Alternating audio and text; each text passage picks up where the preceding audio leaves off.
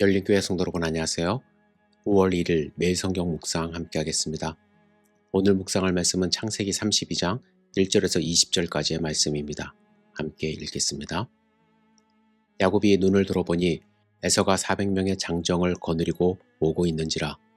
그의 자식들을 나누어 레아와 라헬과 두 여종에게 맡기고 여종들과 그들의 자식들은 앞에 두고 레아와 그의 자식들은 다음에 두고 라헬과 요셉은 뒤에 두고 자기는 그들 앞에서 나아가되 몸을 7번 땅에 굽히며 그의 형 에서에게 가까이 가니 에서가 달려와서 그를 맞이하여 안고 목을 어근 맞추어 그와 입 맞추고 서로 우니라.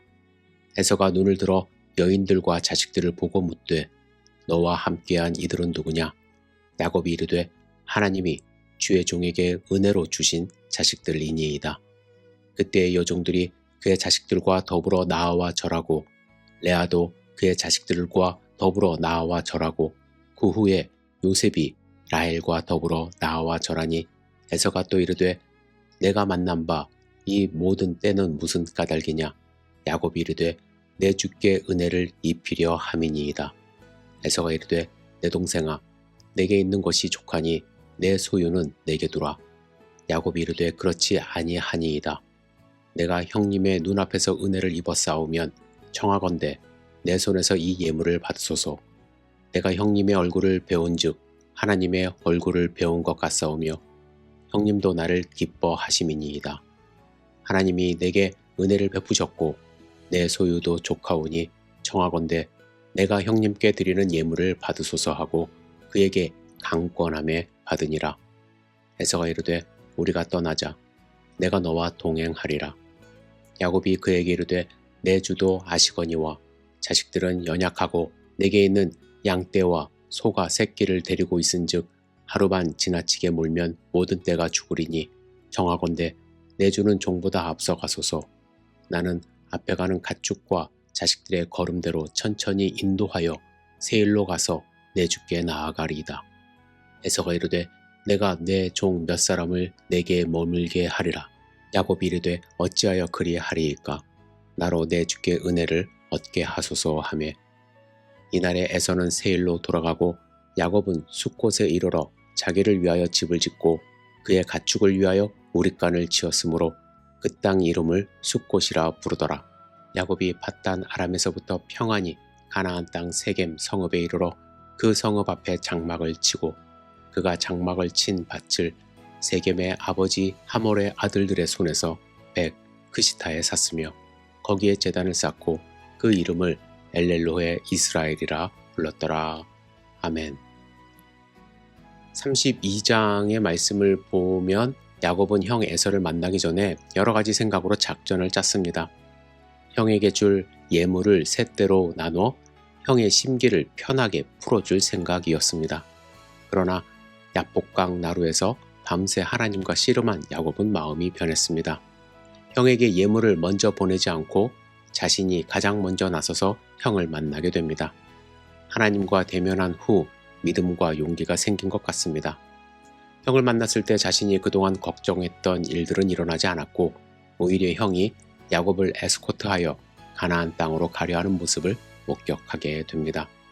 마하나임의 하나님은 야곱에 앞서 에서와의 관계를 회복시켜 주신 것입니다.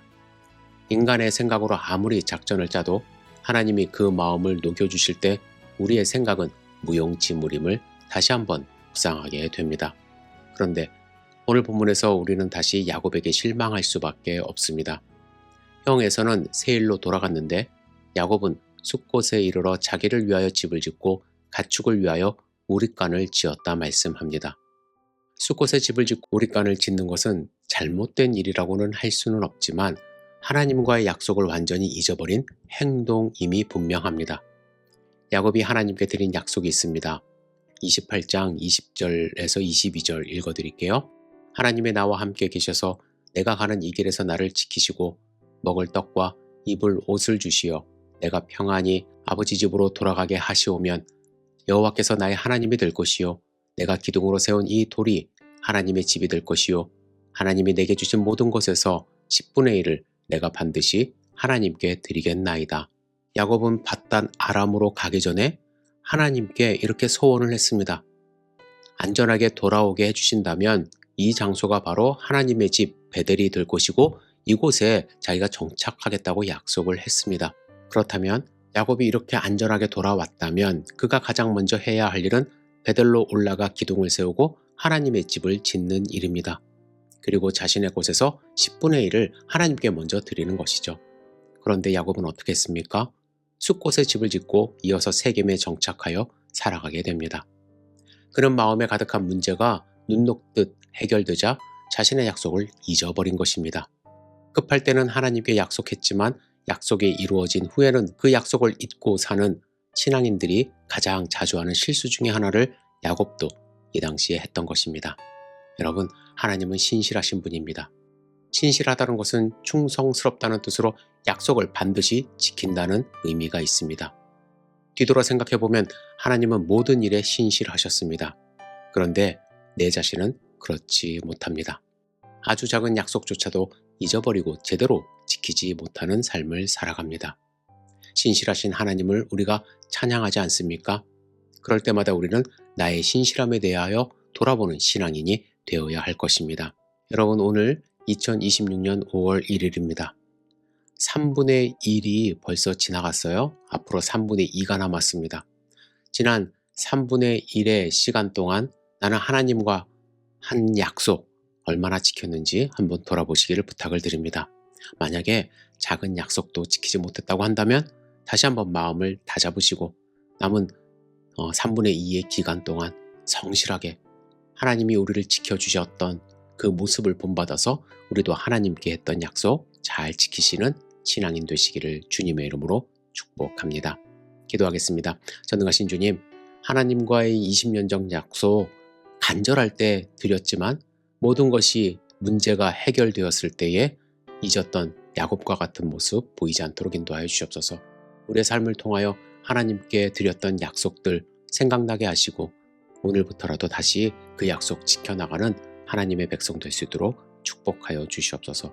예수님의 이름으로 기도드렸사옵나이다. 아멘.